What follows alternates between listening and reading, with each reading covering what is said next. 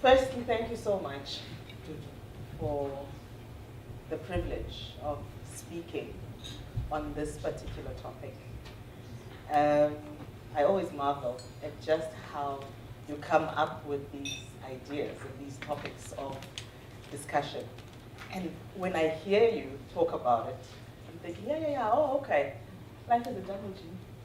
It's not a balancing act, okay. But when I hear you talk about it, suddenly it ministers to me in a very deep way. I was sitting at the back thinking of the week I've had, thinking of the morning I've had, and the questions I've had to answer, like, Mama, where are you going? It's a Saturday morning. We are supposed to go to gym. We are supposed to do this, we are supposed to do that.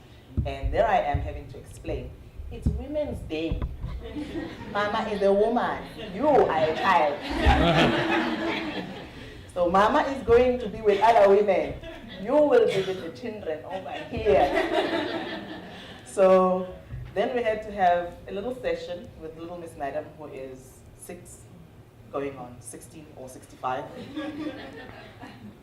depending on the day, and had to explain why it's important for Mama to be with other women and celebrate not only Women's Day, but Women's Month, and that one day she's going to be a woman, and she must also celebrate herself. Bye, Mom. Can I go now? Right. So when I was listening to you, I could not agree with you more that there is no such a thing as this balance. Some days, this one will win. Other days, this one will win. You just go with it. But thank you also for talking about the guilt aspect, because I know it. I shouldn't be guilty. But over here, that guilt comes when you are in the office and it's late and you know that there is a routine at home and it's missing you. You're like, no, they'll understand. And they do. But you do feel guilty. And so my mission going forward is to remind myself of what you said today and say, actually, it's okay that I'm here, because this is the part of my life that needs me the most at this moment. And if I'm at home and I'm not able to get to the office on another day, I have to forgive myself for that as well. So, the balancing act thing. As an anchor of a television program, over the years, when it's Women's Month, we get women to come to the studio to talk about how they balance their work and their life. And a lot of the times, that's the only time where we have a lot of women. Throughout the year, we don't even think about it. So last year, the team and I made a decision that we would not do that anymore. Women have got other things to talk about besides how they balance their lives. As we've heard today, there's no such a thing, but this whole, so you're a mom and you're a businesswoman and you're a this and you're a that, and how do you do it all? And then you have a Bobby Godsell in studio, you have Mpomakwa, now you have one of these powerful men in studio. And it never, ever crosses my mind to ask them, so you're a dad, and you're a businessman, how do you balance all of that? And I started thinking, well, why do you do that? Why is it the one question we cannot not ask of a woman? And also, the one question the viewers want answered by a woman. Because if you don't ask that question, I've had tweets and Facebook messages, but why didn't you ask about the work-life balance? And I'm like, tune in next week when I'm speaking to the male CEO, I'm gonna ask him how he balances being a dad and being a businessman. So the media has played a very big role in making women believe that there is some balancing act that they have to walk or act out. And today, I want to talk to you about how you can use the media to make yourself visible. And I just want to look up this one video that I would like to show you at the end. That one. Thank you. The question is, as Dudu was speaking, I was making notes about particularly the issue of your intentions for your life. And the question when it comes to visibility in the media and using the media is why? Why do you want to be visible? So, before we get into that, can I get, by a show of hands, an indication of how many of us in the room would like to have more of a media presence, or a media presence to begin with? Any form of media. You would like, you feel you've got something to say, you would like to be out there, you would like to have a presence. Okay. Hey, my celebrities. Woo! I am gonna make you celebrities by the end of this session. So I did an exercise this week in preparation for today. And I went to the Mail and Guardian. And I took pictures from the Mail and Guardian. And I want to show you these pictures. And I would like you to tell me, when you see the pictures, what do they say to you, even before we read the caption? What do the pictures themselves say to you? So, here's picture number one.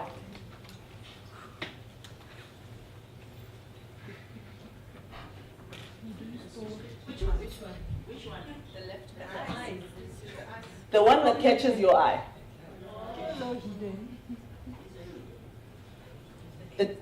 The title is, or the heading of the story is, Hidden Story. There's the picture. Which one would you think is the one about a hidden story? Right. When you look at that, this is about the whole spy tape saga at the NPA and all of that. When you look at that guy, what do you think of? It is a guy. What is the first thing you think of? Who's hiding the story between the two? The one with the frown, the one behind. So that picture, when you look at it, he was probably sitting at a table. The journalist was probably lying somewhere on the ground or sitting on the ground, shooting up. There's some clutter on the table, and through some little hole, that picture was taken. And it wasn't used at the time. It was filed away for the day, just for the day when they have to say something about him and create an impression that he is guilty. Before you even read the story, you look at that and you say, ah, hidden story, look at him, he's hiding. So the newspaper itself doesn't have to even say to you, we think this guy has done it, or we think this guy is hiding something. They just put that picture there, and they put a very decent caption that says, he'll be answering questions later this week, or something like that. But when you see that, you already make up your mind. Picture number two.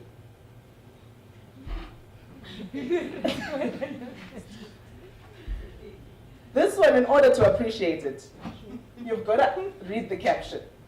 It says, keeping mum. So this guy, this MEC, he's the chief whip of the ANC, and he's not talking about something that the media has asked him about. But what have they put there?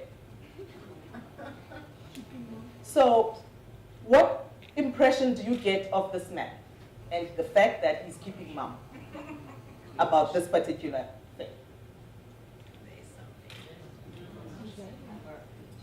It's a? There's some sort of cover-up. So what I read from this picture is, yeah, General, he's a loudmouth. General, he's here. now he's not talking. When you need him to talk, he's not talking. That is what that picture is saying.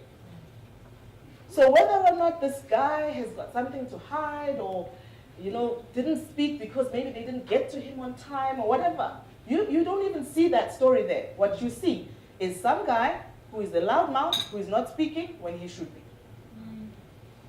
Last picture.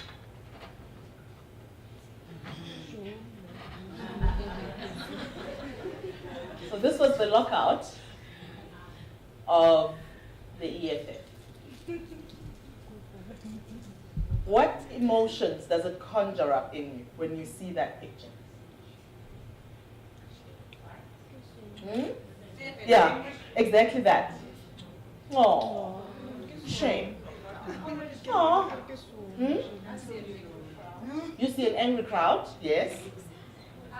The point I'm making, though, is that this picture helps you to see them in a better light. If you had that view of them, when you see this picture, you're like, yeah, they're militant. Yeah, they're out there. Oh, they've been locked out. But somehow, the picture itself and the way that it's been taken conjures up an emotion of sympathy or an emotion of, these are the underdogs somehow. And that is the newspaper telling you and I how to feel, just through pictures. So, you want to be visible in the media, even after all of that? Let's see by show of hands. Who still wants to be visible after that? Fewer hands for sure. This is what you need to be conscious of. If you want to be visible, if you want your voice to be heard, be aware of this. There is always an agenda. Always, without fail. There is no such a thing as, oh, we just want to speak to Dudu because she's such a nice person. No, there's an agenda. Whether it's print, radio, or television, every media house has got an agenda. It might be a good agenda or a bad agenda. I'm not passing judgment on that, but there is an agenda. They have got a target audience. They have got sales to make. They have got numbers. They've got bills. They've got all of this. They've got a message they'd like to put across, and the stories that they cover and the pictures that they take are going to advance that agenda. So when you step onto the public arena, the public stage, and you are going to be heard, you had better have your agenda. Because if you don't, you are going to adopt somebody else's agenda, and you are going to be speaking thinking you are the voice when you are somebody else's voice. Does that make sense?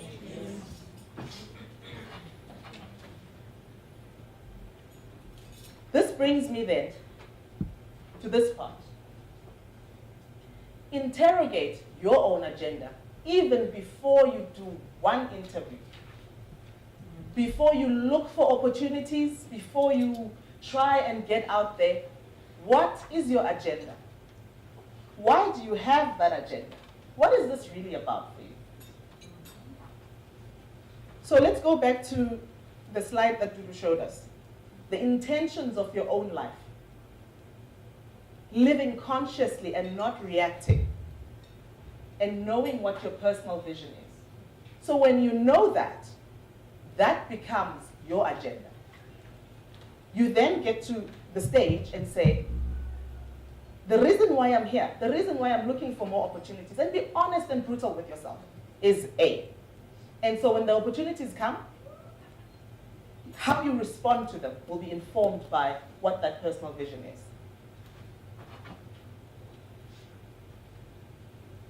The questions to ask are the following. Why do you want to be visible? What is your intention? Who do you want to be visible to? That one, if you don't answer it, we are going to see you everywhere. We are going to see you in Hustler magazine. We are going to then see you in a community paper tomorrow. We are hearing you somewhere, and we don't quite get, it's like this one. What is she really saying? What message is she bringing across? And the third, and in my view, the most important thing, and it's the one thing that many people do not do, is to understand what your message is. What is your value proposition? What are you bringing? And I hear a lot of people, unfortunately, the way that our media is structured today is that we go with what's popular.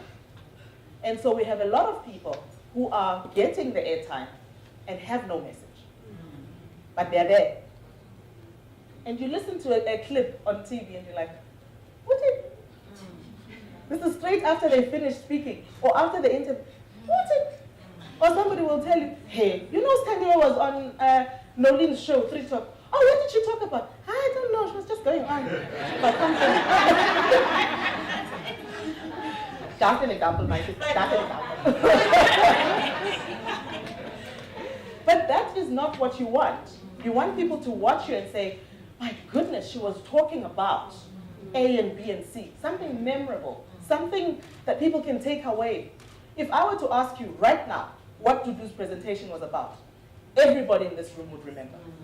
Because the message was clear, it was precise, and it went to the heart. So when you are speaking on the platforms that are created for you, what is your message? What do you want to say? And why do you want to say it?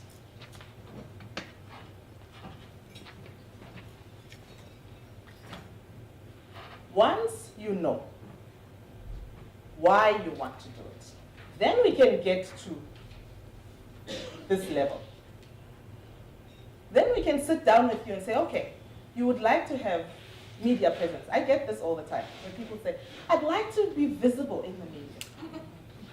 You know, can't you please get me an interview somewhere? I'm like, okay, luckily I can. What do you want to say? No,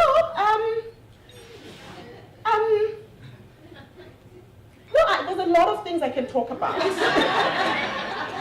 Okay, that's good. Like what? No, I can talk maybe about, you know, HR issues. Okay, what about them? No, generally. General. Okay, so who do you want to talk to? Who's your target market? Who do you want to be listening to? Not everybody. This is a message for everybody. So when do you see yourself speaking? Then the list comes. I want to be on CNN. I want to be on BBC, SABC. I want to be everywhere. Then I say, why do you want to do it? Why? No, because, you know, it will boost my profile. And I'm like, okay. There, you have interrogated your reason. It is vanity. And if your reason is vanity, own it. Say, I'm vain. I would like to just be out there so that people can see me and hear me. I think I sound great. I think I'm lovely, I'm good to look at. Then we know where to place you. Then we know, we're like, okay, this one just needs presence. Hi, the examples are just endless. That list is endless. But the truth of the matter is, the current environment in our media is receptive to that. That is so unfortunate. It is receptive to that. So if you do have that vanity, oh dear, if you do have that, somebody will listen to you. And all you have to say is 1 or 2 crazy things. 1 or 2 crazy things. Just rub people up the wrong way or whatever. And you've got a platform. But if you are a different breed, you really think you can make a difference in society. You really think that there is a gap in the market where people are not talking about a particular issue. You've got a strong message. We would have to fight hard to get you to be heard. True. That is the truth. So once you've interrogated your reason behind you wanting to do this, then we can sit and structure whether you want to be in the biggest media houses, because of your vanity, or you want to be in business media, or you want to be in entertainment. And just by the way, I have no contacts at Gem L. None whatsoever. Please. I also have no contacts with DJs. I don't know how to be on the ones and twos. So I can't hook you up with DJ Fresh. Okay, now that that's out of the way. All other media, on the other hand, like business media. Then we can look at it. If you want to appeal, like if your reasoning or your vision is to educate people, you want to educate people. If you want to be in the business day and educate people, there's a lot of work that would need to be done to try and package that for business day. But you will have an easier sell in Sowetan. You will have an easier sell in Daily Sun. And also the reach. But are you reaching the people that you want to talk to? That is the question.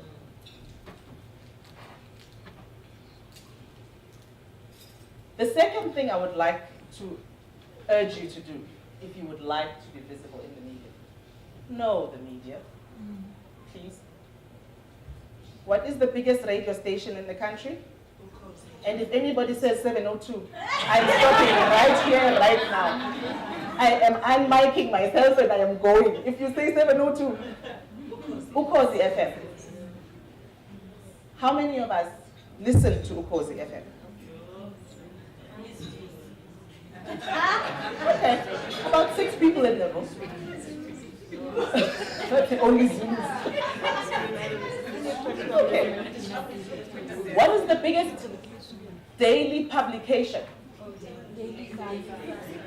There? Huh? So it's not the Star. You are a very informed bunch. Very informed. Yeah, it is the Daily Sun. That is the biggest publication in the country. What is the biggest TV channel? Huh? SABC Bad. SABC 1. SABC 1 is the biggest. So if you want reach, if you come to me and you say, I would like to be heard in all corners of this country, I say, get on Ukhozi, get on Daily Sun, get on SABC 1. You've got your reach. But if the audience are focused, Therein lies the question. If you are selling something, ask yourself, the people that will be listening to you on Ukhozi, and by the way, advertisers in the room, the people that listen to Ukhozi, read Daily Sun, and watch SABC 1 have money too. They also have money. So the assumption that we must advertise Joko and lovely tea, by the way. Lovely tea. But the assumption that that's all you can advertise on those platforms is just plain wrong. Then you have to align the media houses that you identify with your objectives, your vision, your mission. Then you've got something we can work with. Then we come to the heart of it. And until you have gone through this exercise, please, may I please urge you not to do any interviews because you are simply not ready. You are not ready. You might have, there are people that I've met and I'm listening to you and I'm like, you sound so good. You are eloquent. You are just a dream. I could listen to you read the yellow pages on radio. And I'd be like, yeah, that one right there. But if there is no message, if you don't know what you want to say and why you want to say it, you are taking up airtime that can be better allocated to the sister next to you or the brother The lucky brother over there. So, here are the questions that I would like you to ask yourself. Why should people listen to you? This one is the most brutal test. And many people don't pass this one. So if I sit with you and I'm trying to advise you on where you must go, where you must be visible, what you must do, when we get to this part, people are kind of okay all along. It's like, yeah, I could do this. And then we get to this part. And then the phone calls are fewer. You know? Like, so how's the messaging going? Yeah, I'm still working on it. And then 1 year later, still working on it. Still working on it. And then never to hear from them again. Because this is the one where you have to be brutal with yourself. And the first way to be brutal is what I call the so what test. The so what test says, so what do you want to talk about? I'd like to talk about women empowerment. What about it? The fact that there are just so few women in the media. So? What do you mean, so? So? If you don't answer that question, so, there needs to be A, or so, B needs to be done. And I say, if that's done, so what? So you interrogate your answers, and you ask so, until you get to the very last one. And when you get to that last one, when you are pitching your story to a journalist, the last so what is the first one you say. Does that make sense? Let's think of an example. You want to start a foundation where you are giving shoes to children that don't have shoes. It is a noble thing. It is the kind of thing that every media house should be giving you airtime for. Reality, they will not. And so, you need to go through the so what test for yourself and say, I would like to give shoes to children that don't have shoes. So, it sounds rude, it sounds like, hey, oh my God, like where is your heart in all of this?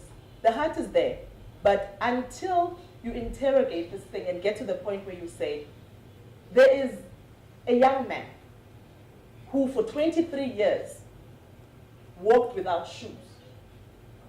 And he got a pair of shoes from us. And he was at varsity, let's say. And that was the first time he wore shoes. When you make that phone call to a journalist, that's the story you start with. Long before you talk about, we have this organization, we distribute about 10,000 shoes. Do you understand what I'm saying? You've got to hit the, go to the core, go to the heart. Have an example, have a story, have numbers even. If you want to talk about women empowerment, you say, you know, I've just done a report that shows that X number of women didn't get jobs last year. That means that the economy has suffered like this. That's what we tell the business stage. We tell them that part before we tell them that you and some of your partners have got this lovely idea where you go out and you get more women to be involved and participate in the economy. Because when you pick up that phone and you say, we've got an organization, or my business is about connecting women and making sure that the economy grows. So, lovely, great, good for you, well done, bye. You are likely to get that kind of response. So you need to package it. I always say a journalist's best friend on email is the delete button. It's true, because every single day you get tons of things, particularly around Women's Month. Please, can we get women talking throughout the year? I would love that. Pitch to us the ideas of what you do throughout the year. But the way you pitch them, remember you are competing with all of this other stuff that is sensational. You are competing with all of this other stuff that it is assumed people want to read, want to hear. So what is going to make you stand out? What is going to make your story stand out? What is going to make me, as I'm about to delete that email, say, hold on, and then make me buy into what you're saying enough for me to go and fight for it in a diary meeting and fight for it again in the next diary meeting until somebody, the news editor or somebody that's the executive producer, agrees that this is a good story. It's a battle. So you've got to arm the person that you are selling your story to be able to have an easier time selling that story and align it with the vision and the values of the organization. So if the station that you are targeting wants to talk to a certain kind of person, your story has got to be aligned to that person. Your press release, your idea, must have something that will make that person that is watching or listening say, oh yeah, this is for me.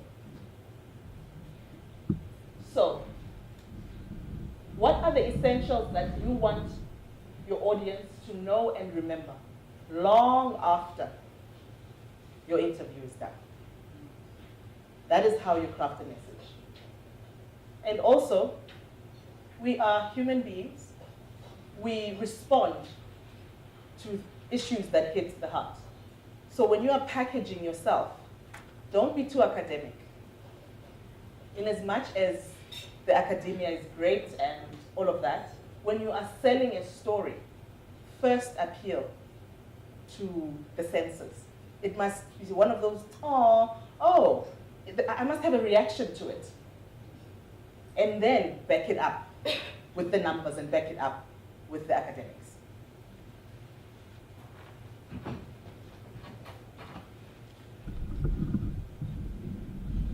What is your message? At least five key points that you would like to get across. So don't work on too much. Take 5 points that you would like to get across and flesh those out.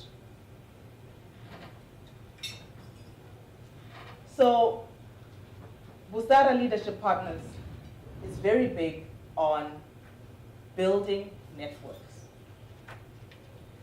And I've come to learn, having walked the path with you, that networks can make or break a person.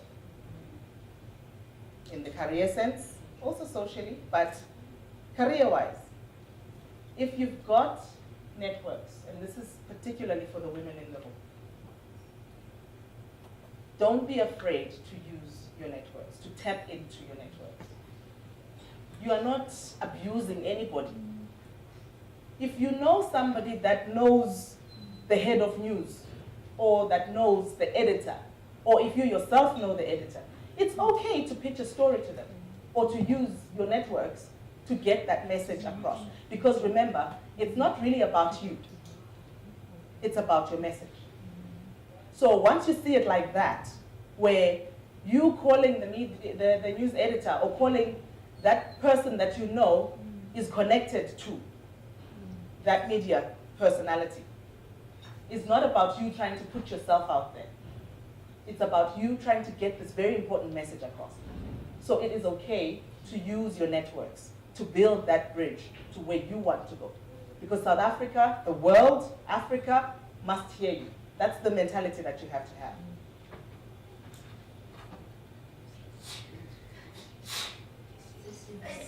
Yes, you.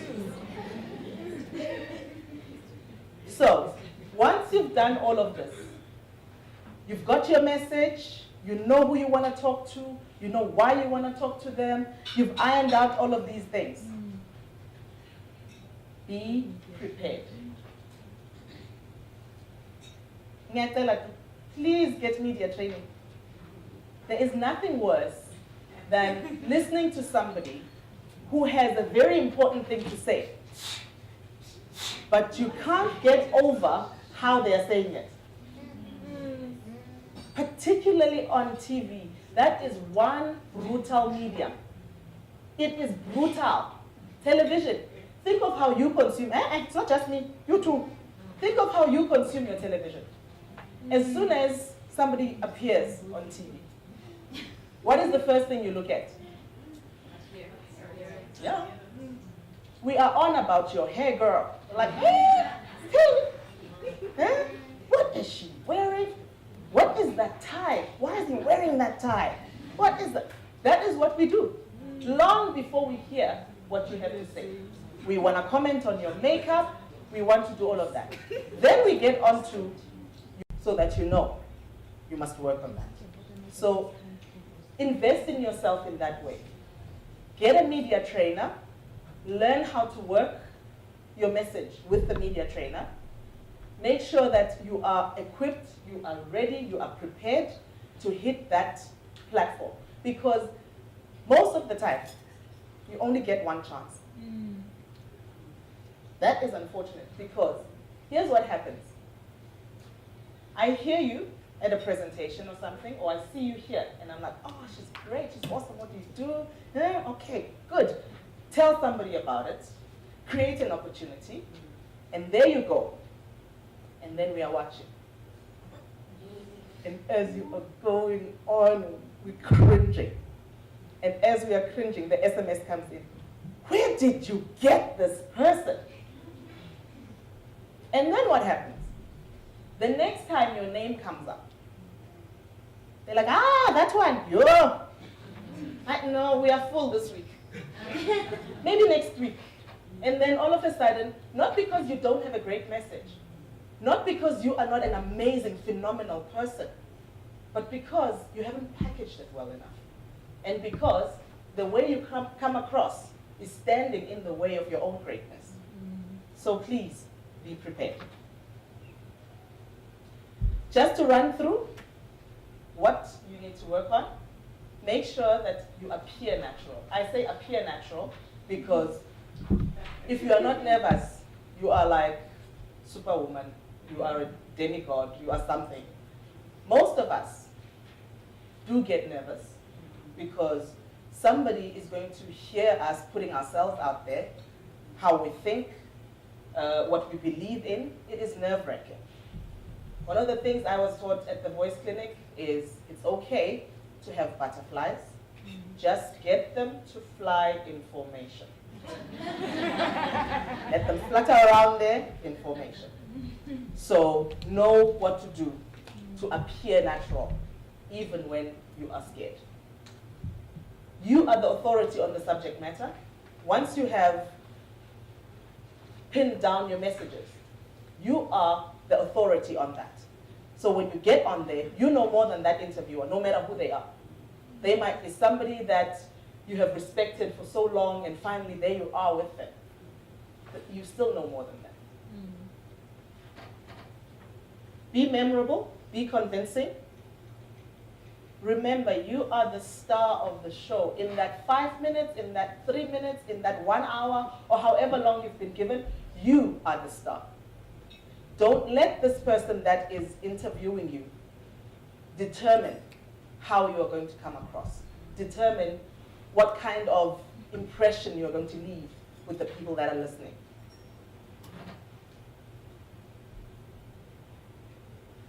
And please avoid the following passion killers. This is when you hear an interview fizzling and dying on the radio 5 minutes into it, and you're like, this was meant to be a half-an-hour interview, but I can hear it fizzle. Like, ooh, okay, we're gonna take a short break. When we come back, we are moving on to something else. And you're like, didn't I say it was gonna be a half an hour? Chances are there's been one or two or all of these passion killers. One is, don't be drawn into an argument. Very few of us can forget a certain radio station and a certain minister a few years ago getting into it on the radio. I shall not mention names, but that did not end well for the minister or the presenter. Both of them sounded, they lost it, and they were shouting at each other. Respected radio journalist and a respected, fairly so, minister, getting into it, and at the end of the day, as a listener, you could not tell who was right. You couldn't tell, you listened to both of them and you said, these two. That was the impression they left. It was used in many journalism classes, what not to do. So you don't want to end up there. Don't be dishonest. Do not pretend to know what you do not know. If you are asked something and you don't know, it's okay to say, actually, I don't know much about that. What I do know, though, is, and keep it moving. Keep it moving. Don't speculate. Avoid me.com. You have no idea how much we hear that. You are here to talk about women empowerment. I am me. Yeah, look at me. I'm wonderful. I am this superwoman. I am this. And share your story. Let it be authentic. Let it be real. Let us connect with your story. But oversell. It kills it right there. And you're like, yeah, okay, you are wonderful. We get it. Goodbye. That's it. And lastly, if you are in a technical environment, please say what you're saying as though you were saying it to your aunt that you've left at home in the rural area. How would you say what you have just said with the big words?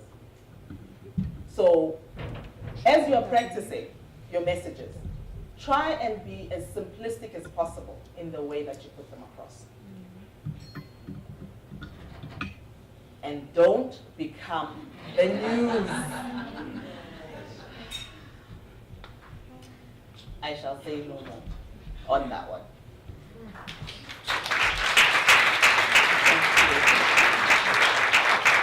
To give you an example of how not to become the news, I want to play you a little video.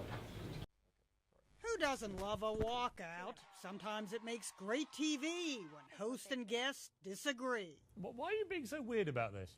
I'm not being weird, you're being a little rude. But if you're going to walk out of an interview, here's how not to. Do not have your PR person intentionally block the camera. Where are you going? And if you're going, go. Don't linger. All right, are we off? Larry, you're being inappropriate. I'm What? not going to talk about... I'm asking a question. If you're serious about walking off, we recommend you don't keep looking off to the side at your PR people. It sort of dilutes the defiant act of walking off if you're looking for advice from the sidelines. Who are you talking to? Do you ever worry about your moment having passed? When I was curious about one thing. Do not do as Naomi Campbell did. Do not whack the camera. Do not overturn furniture just because the host called then quarterback Jim Everett a girl's name, Chris Everett. And do not drop a string of F-bombs as comedian Andrew Dice Clay did. Well, a guy wants to open his mouth. Can't All right, even Andrew, do a little very much. routine We here. thought that you know could what? hold Go yourself. You know what? The whole network. If you must cuss, I think that's bull. try to confine yourself to a single expletive bleeped. Remember, TV producers love walkouts. Your walkout is likely to end up as a promo. Sorry, what's your question? It's the weirdest interview you'll ever see. Delete that. What sent Fergie completely off the rails? If you want to see an expert walkout, check out the young Donald Trump. Do this interview with somebody else. Here, you don't need this. Do it with somebody else. Kiss frontman Gene Simmons was being interviewed with his significant other of 28 years when Joy Behar brought up his claim that he slept with 5,000 women. My back is good. My schmeckle not so much. That's very nice of you to joke about. It's a joke. Where are you going? Thanks for the question. His companion headed off toward the New York skyline. What she didn't know is that the only way out of here is through this fake garden wall. So momentarily corralled, she paced. Please come back here. No, you joke about it, and it's not funny. Shannon, you want to come back? She doesn't. Before your walkout, make sure there's someplace to walk to. Ginny Mo, CNN. Shannon, come back. New York.